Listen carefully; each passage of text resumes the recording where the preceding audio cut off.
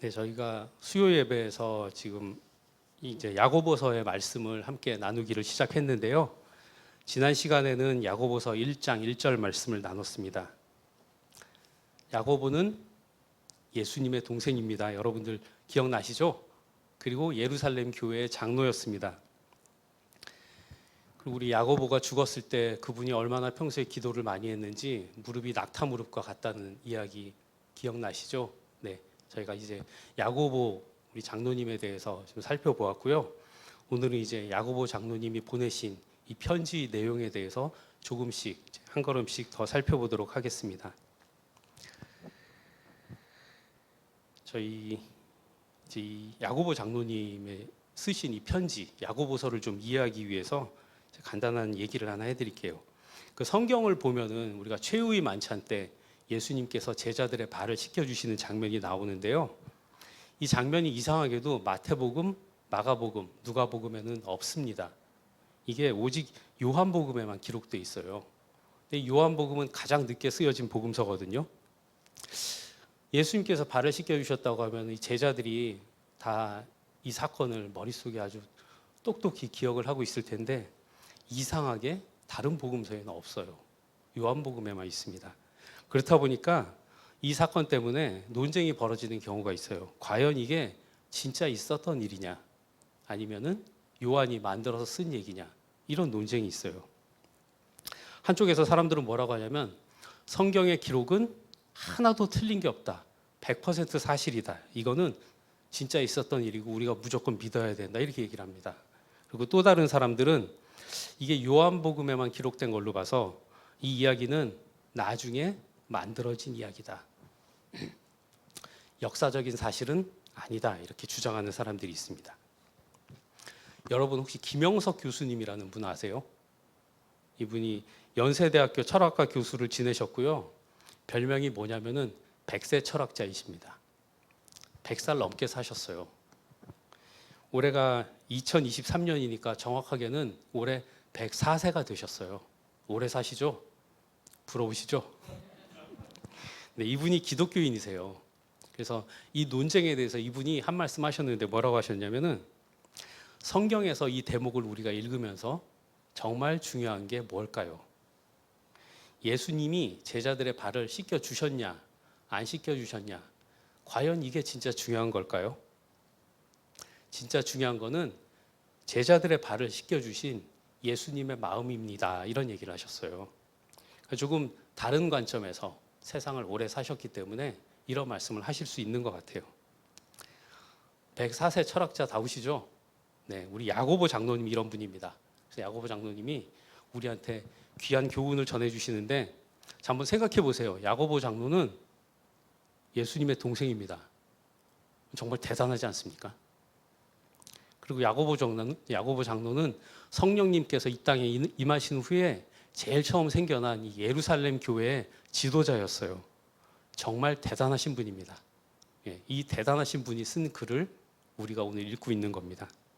자, 2절을 보도록 하겠습니다. 2절 말씀을 보시면은 이렇게 나타나 있어요.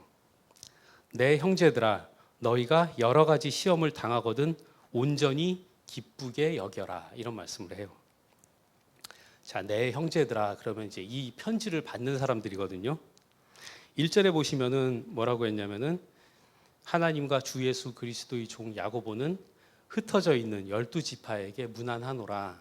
이렇게 시작을 했어요. 그러니까 12지파는 여러분들 아시죠? 유대인들입니다. 그런데 어떤 유대인들이냐면 흩어져 있는 유대인들인 거예요.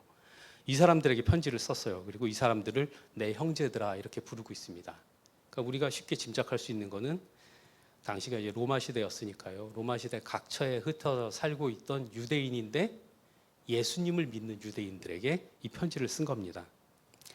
그런데 이 사람들에게 뭐라고 얘기하냐면 가장 먼저 한 얘기가 너희가 여러 가지 시험을 당하거든 온전히 기쁘게 여겨라 이렇게 쓰셨습니다.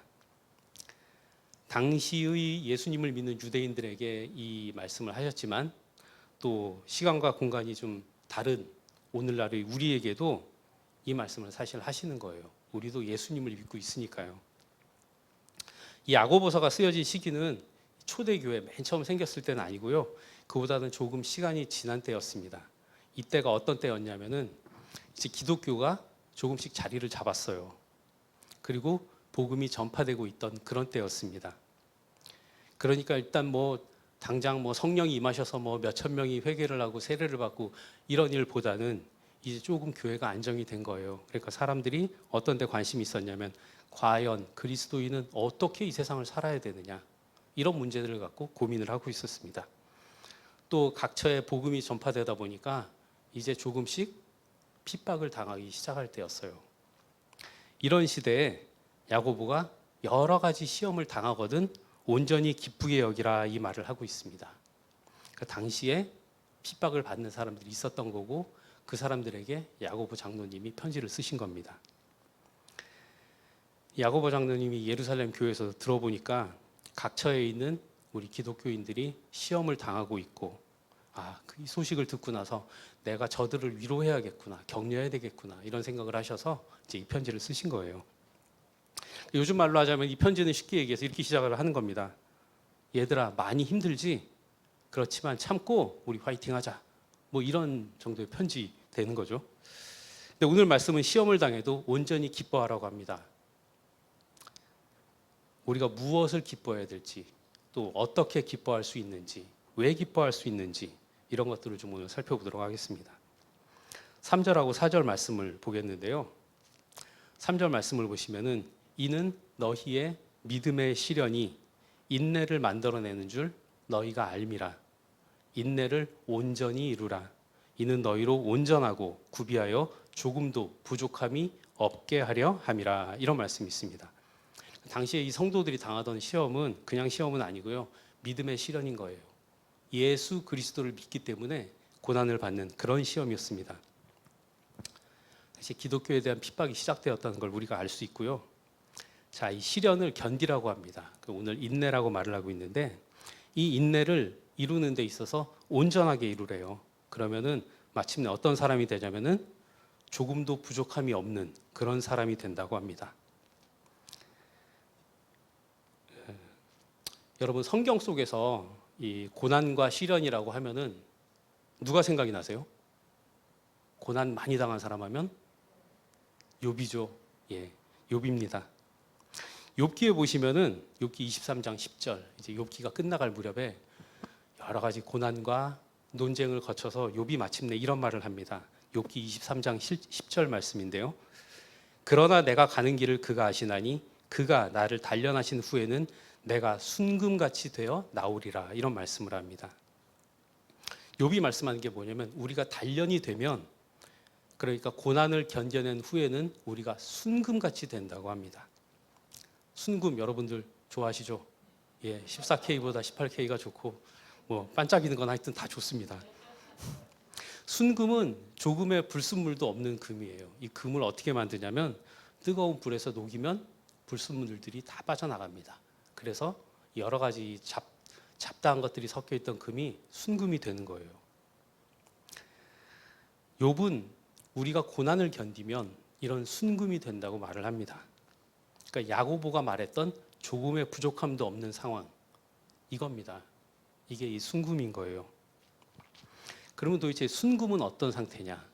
부족함이 없는 상태는 어떤 상태냐? 이 말씀을 좀 보겠는데요. 성경은 여러분들 읽어보시면은 질문이 있으면 반드시 답이 있습니다. 자, 우리가 잘 모를 때 예수님한테 기도해야 되겠죠. 그래서 예수님이 말씀을 해주셨습니다. 마태복음 보시면요. 마태복음 5장 11절부터 12절 말씀에 예수님이 하신 말씀에 나로 말미암아 너희를 욕하고 박해하고 거짓으로 너희를 거슬려 모든 악한 말을 할 때에는 이거 믿음의 시련이죠. 맞습니다. 너희에게 복이 있나니 기뻐해야 되는 거예요. 자, 기뻐하고 즐거워하라. 하늘에서 너희의 상이 큼이라. 너희 전에 있던 선지자들도 이같이 박해하였느니라. 네, 완전한 상태, 순금 같은 상태. 이거 뭐라고 하셨냐면 예수님께서는 하늘에서 우리에게 상이 있다고 말씀을 하셨습니다. 예수님 때문에 욕을 듣고 또 우리가 박해를 받고 우리를 향해서 거짓말을 해서 누명을 씌워가지고 우리를 괴롭히고 우리를 향해서 악한 말을 할 때 우리는 낙담하고 좌절할 게 아니라 기뻐해야 됩니다. 왜냐하면 예수님께서 그렇게 하라고 말씀하셨거든요. 자, 이 말씀은요, 믿음의 시련을 당하거든 너희가 온전히 견뎌라, 이런 야고보의 말씀하고 똑같습니다. 그래서 순금 같은 상태, 부족함 없는 상태, 예수님께서는 하늘에서 받을 상이라고 말씀을 하신 겁니다. 그럼 이 하늘에서 받는 상이 뭘까요? 또 궁금해지잖아요. 그 말씀을 베드로 사도가 콕 찍어가지고 말씀을 해줬습니다. 베드로전서 1장 9절 말씀에 이런 말씀이 있습니다. 믿음의 결국 곧 영혼의 구원을 받음이라. 우리의 믿음은 최종적으로 우리의 영혼이 구원을 받는 것입니다. 이것이 하늘에서 받게 되는 상인 거예요. 여러분들 아까 우리 그 김영석 교수님 100년 넘게 사셔서 뭐 좀 부러워하신 분들도 계실 텐데, 이분 오래 사셨어요. 이분은 20살 넘기기도 힘들다고 하셨대요. 어릴 때 너무 몸이 약해서. 그런데 하여튼 지금 100살 넘게 사셨는데 굉장히 사실은 드문 일입니다. 우리가 보통 요즘 좀 오래들 사시더라고요. 80세 넘겨서도 사시고 90세, 100세까지 사시는 분들 간혹 계시는데, 우리가 이 땅에서 살아보면 많이 살아야 100년 남짓입니다. 그런데 우리의 영혼은 영원히 하늘에서 살아갑니다. 자, 이 세상의 삶보다 하늘에서의 삶이 당연히 더 중요한 겁니다. 그렇죠? 특히 예수 그리스도를 믿는 우리는, 구원을 받은 우리는 이 사실을 분명히 알고 있습니다. 진짜 중요한 것은 우리의 영혼이라는 이 사실 말입니다. 우리가 이제 뭐 국민연금도 들고 여러 가지 저축도 하시는데, 진짜 중요한 것은 이 다음의 삶, 이 땅을 떠나서의 삶, 이거죠. 그래서 우리는 이 삶을 얻기 위해서 시련이 닥쳐도 견뎌내야 하는 겁니다. 그것을 바라본다면 견딜 수가 있습니다. 그래서 야고보 장로님이 우리 보고 인내해라, 이런 말씀을 하고 계시는 거예요. 자, 인내하면은 어떻게 온전해질 수 있을까요? 네, 이 과정이 또 성경에 다 있습니다. 로마서 말씀을 좀 보겠는데요. 로마서 5장 3절에서 4절 말씀을 보시면 이런 말씀이 있어요. 다만 이뿐 아니라 우리가 환난 중에도 즐거워하나니 이는 환난은 인내를, 인내는 연단을, 연단은 소망을 이루는 줄 알미로다, 이런 말씀이 있습니다. 네, 로마서에 보시면은 좀 더 자세하게 설명을 해주고 있어요. 이 말씀대로 하면은 환난과 믿음의 시련을 우리가 당했을 때 참으면, 인내하면 인내가 연단을 만들고요, 그 연단이 소망을 만든다고 합니다. 자, 우리가 시련을 겪게 됩니다. 참아내야 합니다. 믿음의 시련 조금 좀 와닿지 않으실 텐데, 뭐 시련이라고 하기에는 좀 부끄럽지만 제가 회사에서 그런 일이 있었거든요. 뭐냐면은 상사가 술을 좋아해요. 그리고 회식을 좋아해요. 뭐 술 좋아하는 분들이 이제 회식 좋아하죠. 회식을 가면은 이분 옆에는 술을 잘 마시는 사람들, 이분하고 친한 사람들이 앉습니다. 그리고 술을 안 마시는 사람들, 그리고 덜 친한, 술을 안 마시면은 덜 친해질 수밖에 없어요. 이 사람들은 옆 테이블에 가서 앉습니다. 그러면은 술을 마시는 사람, 이 상사 옆에 앉은 사람들을 뭐라고 부르냐면 주류라고 불러요. 주류 테이블. 그리고 술을 안 마시는, 안 친한 사람들, 저쪽 테이블에 앉아 있는 사람들은 비주류 테이블, 이렇게 불렀습니다. 그래가지고 저쪽하고 말을 안 하는 거예요. 제가 가만히 생각해 보니까 이거 뭐 사소한 거지만 뭐 이런 것도 믿음의 시련이 될 수 있겠구나 하는 생각을 좀 해봤는데요. 자, 믿음의 시련을 겪게 되면은 힘들죠. 힘들어요. 힘들면은 어떤 생각 나세요? 아이고 힘들다.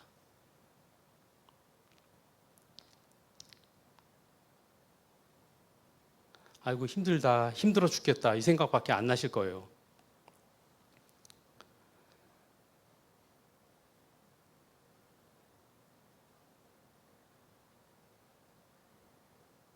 제가 이 처음으로 써봤는데 서툴러 가지고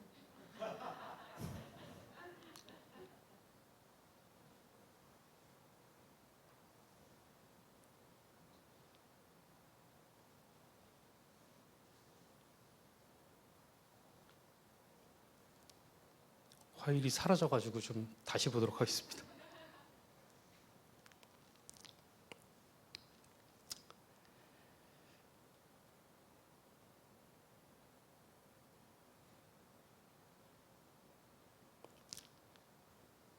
예, 계속 좀 말씀드리겠습니다.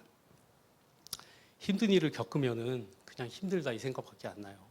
힘들어 죽겠다 이 생각밖에 우리가 다른 생각을 할 수가 없습니다. 왜냐하면 너무 힘드니까요. 그렇지만 그래도 우리는 견뎌야 합니다. 그래도 신기한 게 참 사람이 적응을 잘하잖아요. 인내하고 인내하다 보면 인내를 잘하게 됩니다. 우리가 이제 뭐 요령이 생긴다, 굳은 살이 박힌다 이런 말들을 쓰는데 인내도 잘하게 됩니다. 그러면은요 사람이 여유가 생겨요. 힘든 가운데서 나의 힘든 것만 생각하지 않고 내 주변도 돌아볼 수 있게 됩니다. 운전이 이거하고 비슷한데 여러분들 그런 실험을 했더라고요. 이제 초보 운전자하고 그다음에 운전을 잘하는 사람하고 눈동자가 어떻게 움직이는지 기계를 달아서 재봤거든요. 그랬더니 초보 운전자는 눈이 고정이 돼 있어요. 앞만 보고 계속 갑니다. 거의 안 흔들려요. 거의 한 곳이고 이 운전이 익숙한 사람들, 오래 운전한 사람들은 쫙 퍼져 있어요. 옆으로 가면서 옆에 풍경도 보고 옆 사람하고 얘기도 하고 이제 차선도 바꾸려면은 옆 차선도 보고 여유롭게 운전을 합니다. 이거하고 비슷해요. 인내하다 보면은 주변 상황을 볼 수 있게 됩니다. 그래서 사람이 여유가 생기고 이제 생각을 할 수 있게 돼요. 왜 내가 이런 시련을 겪게 됐지? 도대체 이 시련 가운데 하나님이 나한테 원하시는 게 뭐지? 내가 이걸 할 수 있을까?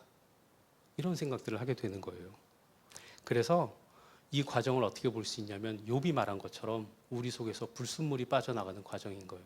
나만 생각하고 나만 보던 데서 이제 주변을 둘러보고 그 가운데서 하나님의 뜻을 찾게 됩니다. 그러면은 사람이 어떻게 되냐면요. 예수님이 보여요. 신기하게도. 그리고 내 삶을 더 이상 염려하지 않아요. 왜냐하면 고난 가운데 있기 때문에 이제 더 바닥으로 내려갈 게 없어요. 두렵지가 않게 돼요. 이제 남은 거는 올라갈 일밖에 없는 거예요. 여유롭잖아요. 그래서 하나님 바라보게 되는 겁니다. 그리고 이 나의 고생, 나를 통해서 도대체 하나님이 뭘 원하시는지, 나를 어떻게 바꾸실 것인지 이런 것들을 우리가 생각할 수 있게 됩니다. 이게 소망입니다. 이렇게 사람이 온전해져 가는 거예요. 이게 바로 야고보 사도가 말씀하신 인내를 온전히 이루라 이 말씀인 거죠. 그러니까 여러분 인내를 온전히 이루십시오. 참으십시오. 힘든 일이 있어도 참으십시오. 그러면은요 우리가 연단이 되고 우리가 순금이 돼서 소망을 갖게 됩니다. 자, 좀 이해가 되세요? 이제 그 과정이 예. 그런데 우리가 말로 하는 건 쉬워요. 뭐든지. 근데 과연 이렇게 할 수 있을지 사실은 좀 의심이 돼요. 누가 과연 이런 걸 해낼 수 있었을까? 그런데요, 있습니다. 그런 사람이 누구냐면 요셉입니다. 요셉의 아버지는 야곱이죠. 여러분들 잘 알고 계십니다. 야곱이 참 부인이 4명 있었어요. 그렇죠? 2 자매 그리고 그 자매들이 데리고 있던 여종들 해서 아내가 무려 4명이었습니다. 근데 그 중에서 가장 사랑했던 아내는 라헬입니다. 이 라헬은 아이를 낳지 못하다가 이제 아이를 낳게 됐어요. 이 아이가 요셉이에요. 그러니까 가장 사랑하는 아내가 낳은 아들이고 정말 어렵게 낳은 아들이고 또 늙음하게 낳은 그런 아들이었습니다. 그래서 이 아들만 너무 예뻐했어요. 그런데 예뻐하니까 얘가 눈치가 좀 없었어요. 그래가지고 형들의 잘못이 있으면은 아버지한테 일러 바쳤습니다. 형들이 미워했겠죠. 게다가 이제 또 그 야곱이 요셉한테만 특별히 채색 옷 아주 뭐 예쁜 옷을 입힌 거예요. 당시에는 이렇게 뭐 물감을 들여서 알록달록한 옷 만드는 게 굉장히 힘들었는데 비쌌을 거고요. 얘한테만 채색 옷을 입힌 거예요. 야, 가만 놔둬도 밉상인데 쟤만 예쁜 옷을 입으니까 참 형들이 얼마나 미워했겠습니까? 근데 하루는 엉뚱한 소리까지 하는 거예요. 아, 뭐 형들 내가 꿈을 꿨는데 응? 그 형들이 묶은 곡식단이 내가 묶은 곡식단한테 다 절을 하더라. 이런 얘기를 하는 거예요. 와, 얼굴이 벌개졌겠죠. 야, 우리가 너 보고 절을 한다는 얘기냐? 이런 버르장머리 없는 나쁜 놈. 다 뭐 이렇게 생각을 했습니다. 하루는 또 뭔 얘기까지 하냐면은 꿈을 꿨는데 해와 달과 별이 모두 자신한테 절을 했대요. 자, 형들이 요즘 말로 하면 정말 뭐 그냥 열이 이빠이 받았습니다. 네. 그래서 어떻게 됐냐면 결국 애굽으로 팔려갔습니다. 요셉이 꿈을 꾸려고 해서 꾼 건 아니었죠. 그 꿈은 하나님이 주신 꿈이었거든요. 하여튼 근데 그런 꿈 때문에 결국은 애굽으로 팔려가게 돼서 보디발 장군 집에서 노예 생활을 합니다. 정말 말로 할 수 없는 이 시련이 닥친 거예요. 그리고 그 다음 또 어떤 일이 있었는지 여러분들 잘 아시죠? 보디발의 아내가 이 요셉을 유혹을 했습니다. 요셉은 혈기왕성한 때였는데도 불구하고 죄를 짓지 않았습니다. 그 대신 누명을 쓰고 감옥에 갇혔습니다. 정말 대단한 거예요. 이런 시련 가운데 그리고 이런 상황 가운데서도 이 요셉이 한 행동을 보면은 우리가 그냥 유혹을 뿌리쳤다 이 정도가 아닙니다. 어떻게 유혹을 뿌리칠 수 있었을까요? 요셉은 인내한 겁니다. 자기의 시련을 인내를 한 거예요. 요셉은 이 죄를 짓는 데 대해서 인내를 했습니다. 그리고요, 요셉은 다른 생각, 세상의 생각, 눈에 보이는 것으로부터 인내했습니다. 하나님은 살아계시고 하나님이 나를 지켜보시기 때문에 내가 하나님 앞에서 죄를 지을 수 없다는 이 생각을 했던 거예요.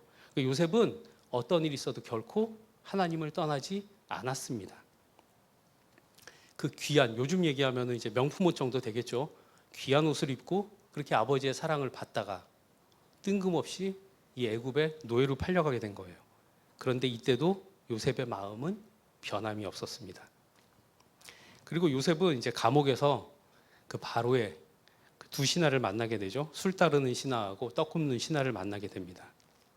두 사람 중에 술 따르는 신하가 살아서 왕 앞에 가요. 그런데 이 떡 굽는 신하하고 술 따르는 신하가 과연 살아날지 못 살아날지 그들이 꾼 꿈을 통해서 요셉이 꿈풀이를 해줬고 그 꿈풀이대로 이 술 따르는 신하가 살아서 바로에게로 돌아갑니다.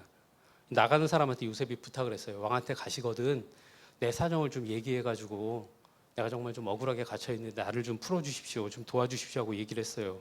그런데 술 따르는 신하가 알겠다 하고 나간 다음에 잊어버렸습니다. 팔자가 좋으니까 잊어버리죠. 그리고 요셉은 감옥에 더 갇혀 있었습니다. 2년을 혼자서 감옥에 더 갇혀 있었어요. 그런데 2년 뒤에 어떤 사건이 났어요. 뭐냐면 바로가 꿈을 꿨는데 도대체 이 꿈이 무슨 뜻인지를 모르겠는 거예요. 그럴 때 술 따르는 관원이 요셉을 기억해냈습니다. 그래서 요셉이 이 왕 앞에 왔어요. 그리고 하나님께서는 요셉에게 꿈을 풀 수 있는 지혜를 주셨습니다. 그래서 요셉은 바로의 꿈이 뭐냐면은 7년의 풍년과 7년의 흉년 그리고 이런 일이 있을 때는 창고를 만들어서 잘 대비해야 된다고 얘기를 해줬어요. 얘기를 듣고 보니까 너무 똑똑한 거예요. 그래서 바로가 요셉을 애굽의 총리로 삼았습니다. 자, 이제 온 땅에 기근이 들었을 때 이 요셉을 팔았던 형들이 식량을 구하기 위해서 요셉 앞에 와서 엎드리게 됩니다. 자, 요셉은 어떤 과정을 거쳤냐면 노예 생활도 했고요. 감옥 생활도 했고요. 총리 생활도 했습니다. 이런 일들을 거치면서 요셉이 깨닫게 된 거예요. 무엇을 깨달았냐면 하나님의 뜻을 깨닫게 된 겁니다. 요셉이 형들에게 만났을 때 요셉이 한 얘기가 뭐냐면 자, 당신들이 나를 이곳에 팔았다고 해서 근심하지 마소서, 한탄하지 마소서. 하나님이 생명을 구원하시려고 나를 당신들보다 먼저 이 땅에 보내셨습니다. 이렇게 얘기를 했어요. 자, 나를 여기로 보내신 분은 당신들이 아니고 하나님이십니다.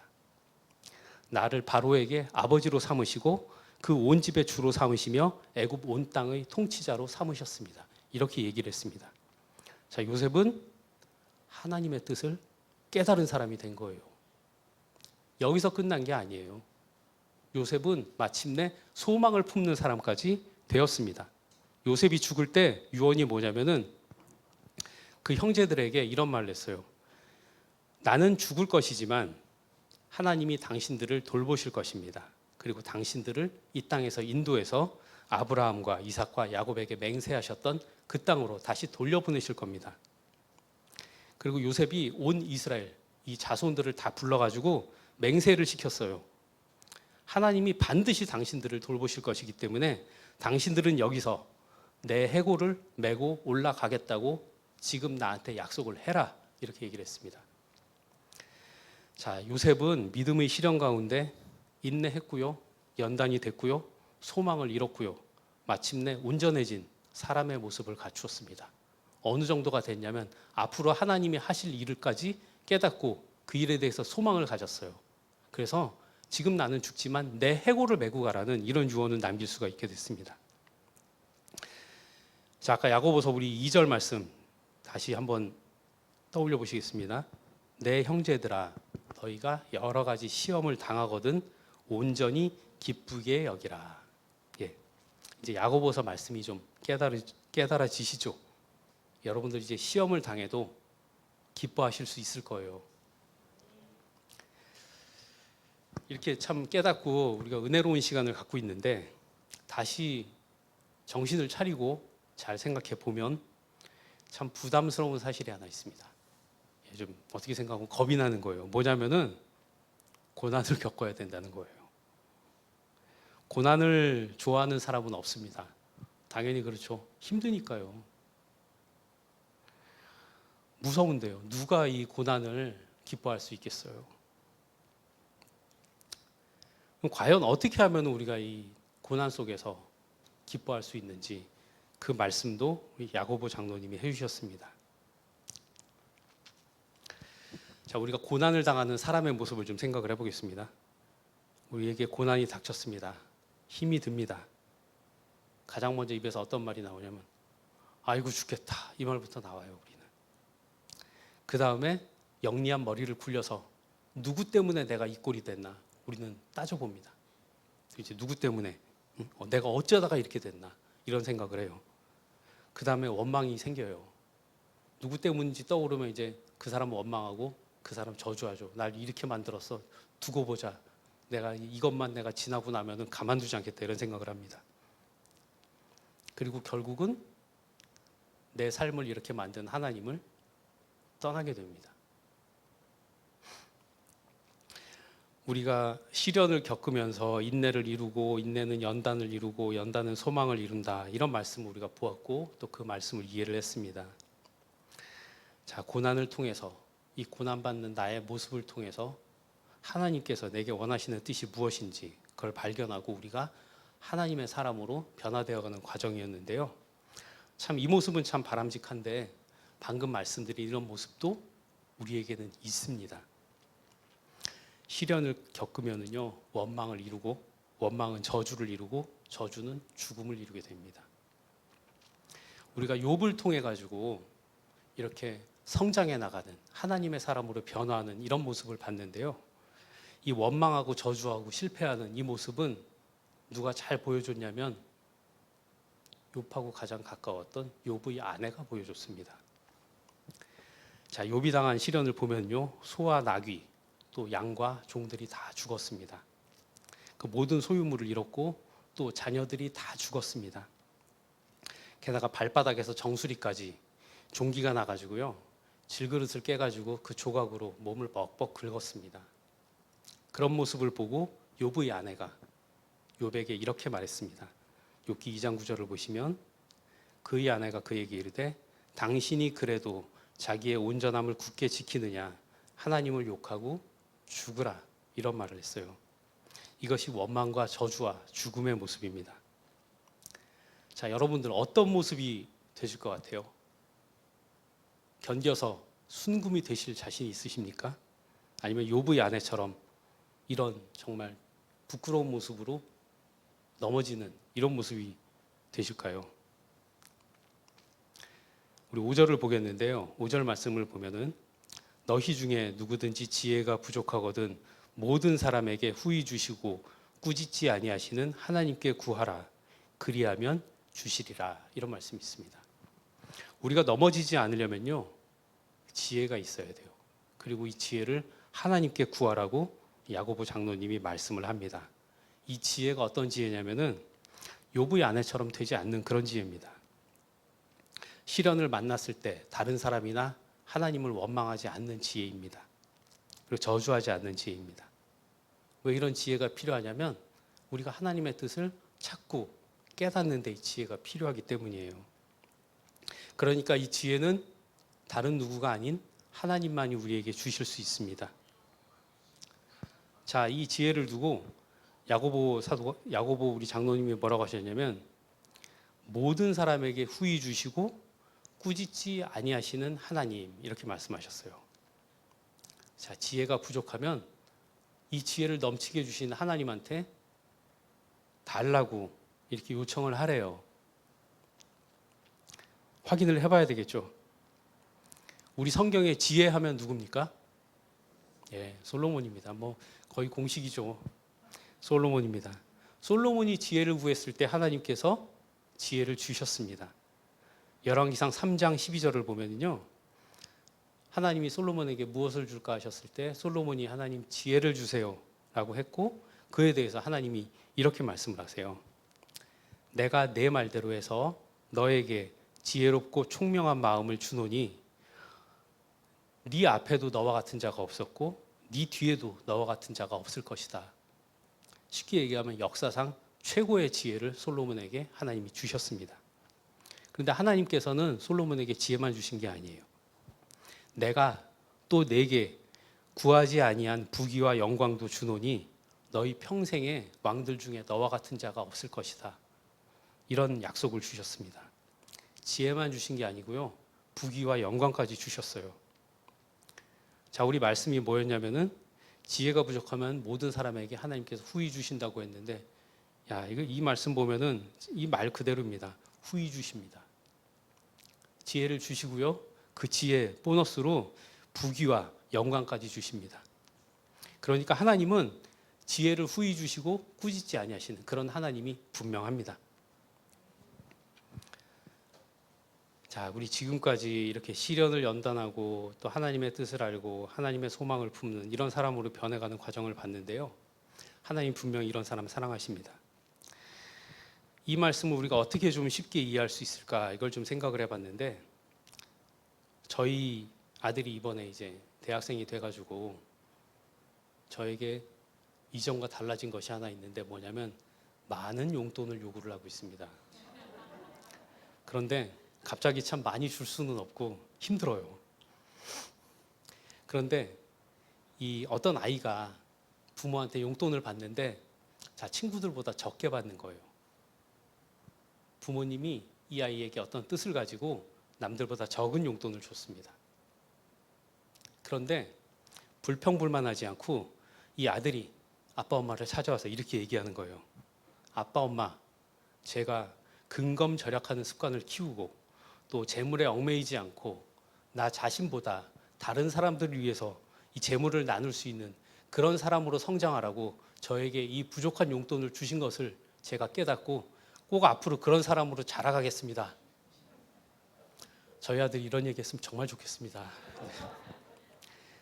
자, 이렇게 말하는 거하고 같은 거예요. 이 부모가 볼 때 얼마나 기특하겠습니까? 고난 가운데 하나님의 뜻을 깨닫기 위해서 지혜를 구하는 사람을 보면 하나님이 그렇게 생각하실 거예요. 이런 아들을 보는 부모의 마음이실 거예요.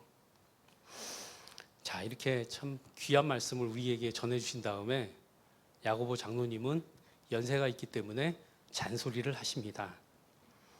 6절, 7절, 8절을 보시면요.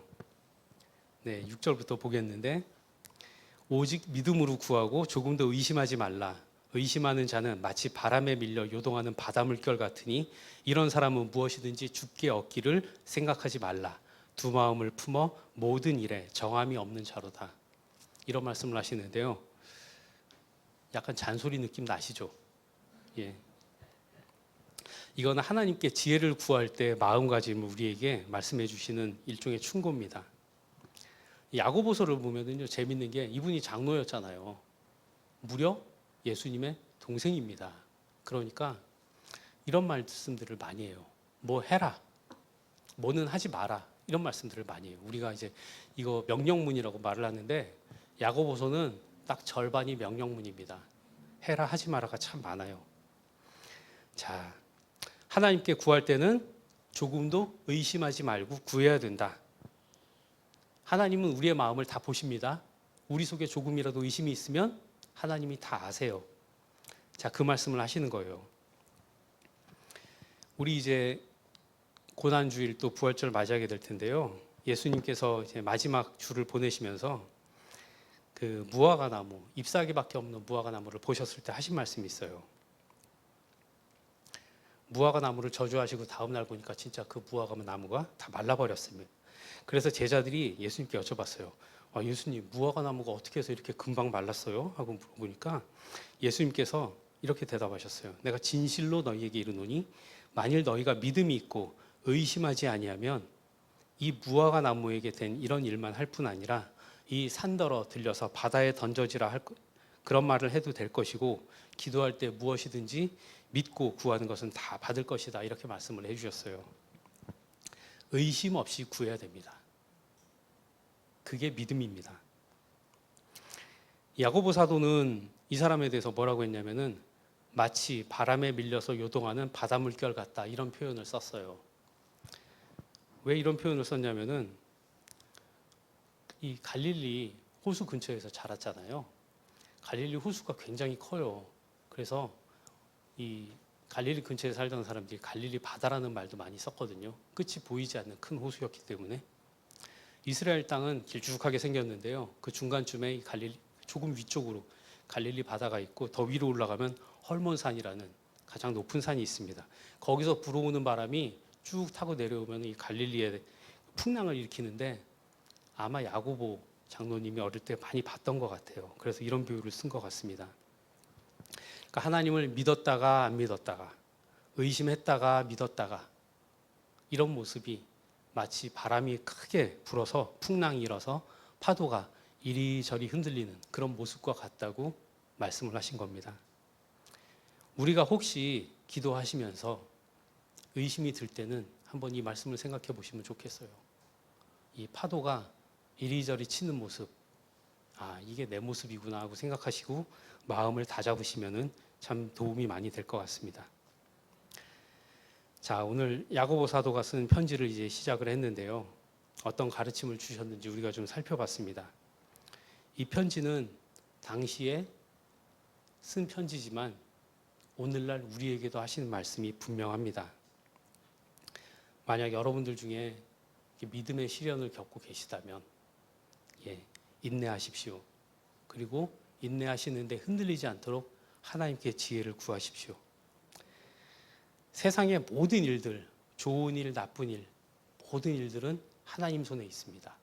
하나님 뜻 가운데 있습니다. 자, 우리가 인내하면서 하나님의 뜻을 구할 때 정말 부모님의 마음을 헤아리는 그 아들과 같이 하나님이 생각하시고요. 우리에게 분명히 지혜를 후히 주시고 우리를 순금처럼 정금처럼 그렇게 변화시키실 겁니다. 자, 우리 모든 성도 여러분들 그와 같이 순금과 같은 사람으로 변화될 것을 기대하면서 함께 기도드리도록 하겠습니다.